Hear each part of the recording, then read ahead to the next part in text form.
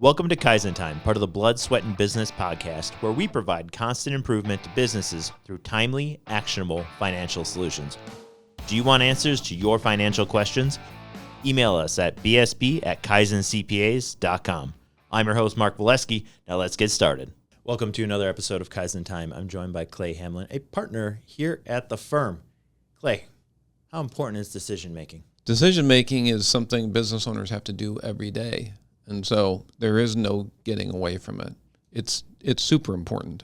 Now I want to pause you. How important is the speed of that decision? Oh, how important is the speed of decision making? I'm sorry. No, I added that in. Okay. So speed and decision making kind of depends upon what's going on. And in today's world, things feel kind of fast. They do. Incredibly fast. You got GPT out there speeding things up. You have the economy that's humming along right now.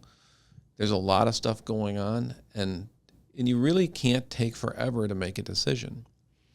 And so we've thought about, at least here at Kaizen, how can we improve our chances of a good decision made relatively quickly?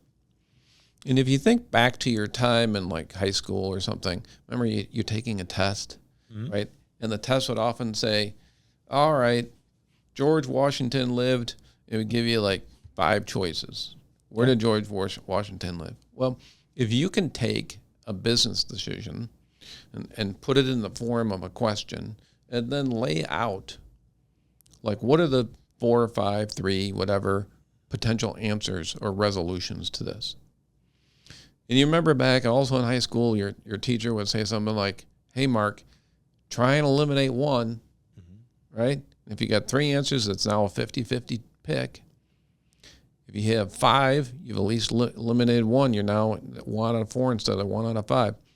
That's like the very first step is look at the list and say, all right, what's the least likely?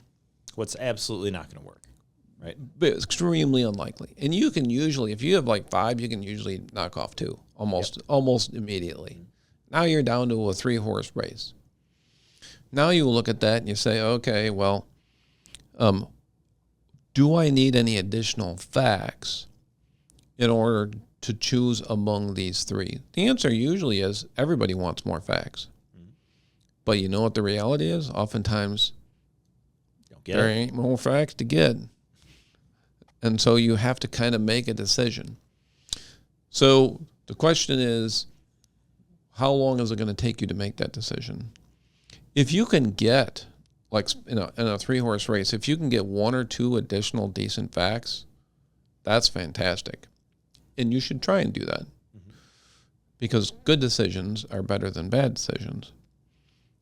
But let's say in a 3-horse race, there is no more facts that you can get. You're just going to have to make a choice.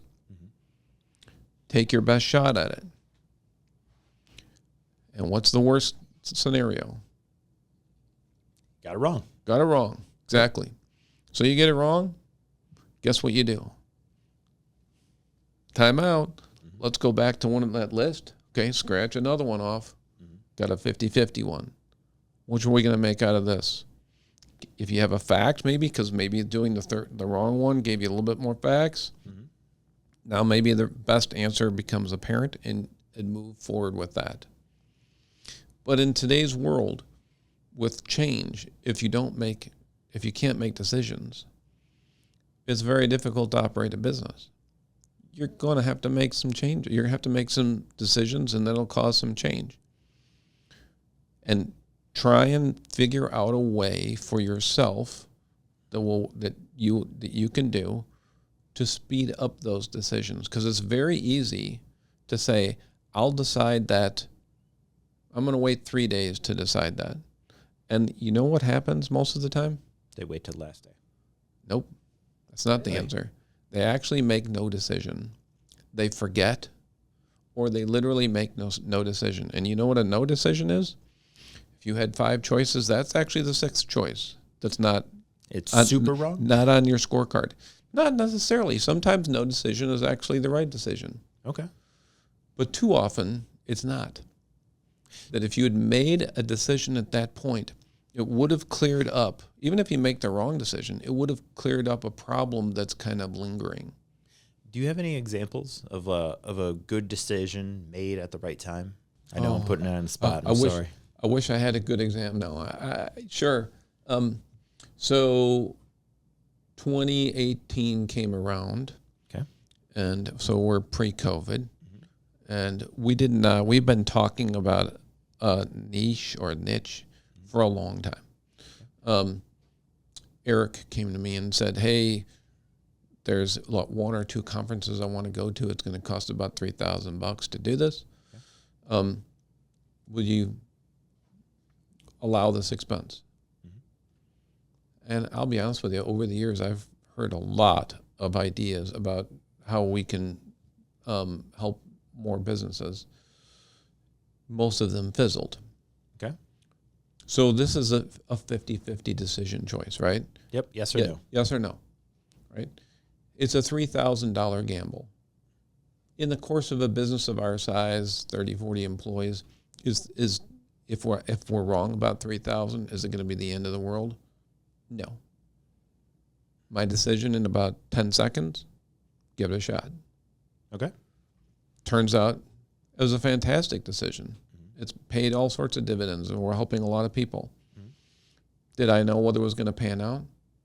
No. If you had asked me at the time, did I think it was going to pan out, I probably would have said no. But you know what? Sometimes you need to take a shot. And if you want to keep doing the same thing, either make no decision or keep making the same decision you've made. If you want some change in your business, you got to try some things. If you read the book, Great by Choice, it's a pretty decent book. I would highly recommend it for a business owner to read that book. Great by Choice, one of the things it talks about is take small shots. Actually, I think he uses the analogy of a cannon versus a shotgun. Mm-hmm. If you take some shots with a shotgun, you're spraying some things out there. You can kind of see what you're doing. Mm-hmm. It's not a heavy load. Mm-hmm. You shoot a cannon, it's a huge ball. It's a lot of effort. And he's making the analogy that you're also blowing a ton of money into that decision. Gotcha. So if you're wrong, that might actually kill the business.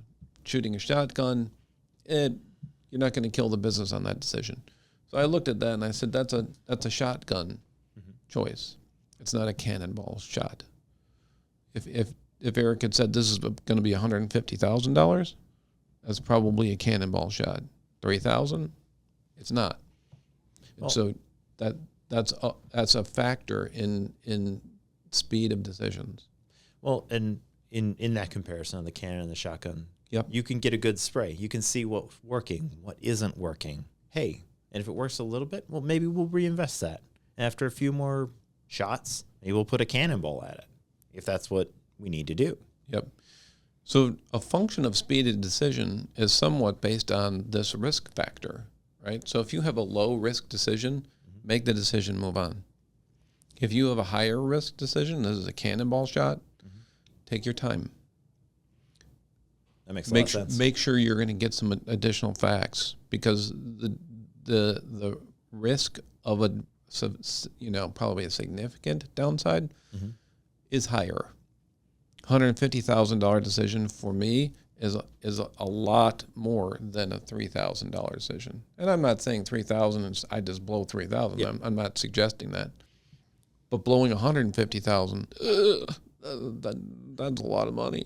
You lose some sleep over it? Oh yeah, definitely lose sleep over a wrong $150,000 decision, no question. Okay. Anything else you want to add about this with speed of decision? No, I think we got it. Well, I do have a quick question for you though. What would you say is, and not necessarily one of yours, one of the decisions where you're like, if they had only jumped on this sooner, this would have changed a lot? Got any examples? So that brings into two questions, and so that may be difficult to answer this one, but I'll try. I think it brings into, did the business owner, say, even recognized that there was a decision to make, like just didn't know about this. But let's say the business owner did know about this. Let's say, for example, 9 months ago, a year ago, something like that, someone owning, and I'm saying this is us, but someone owning, say, a CPA firm had never heard of ChatGPT, right? Yeah. AI. Never heard of it. There is no decision unless you know about it.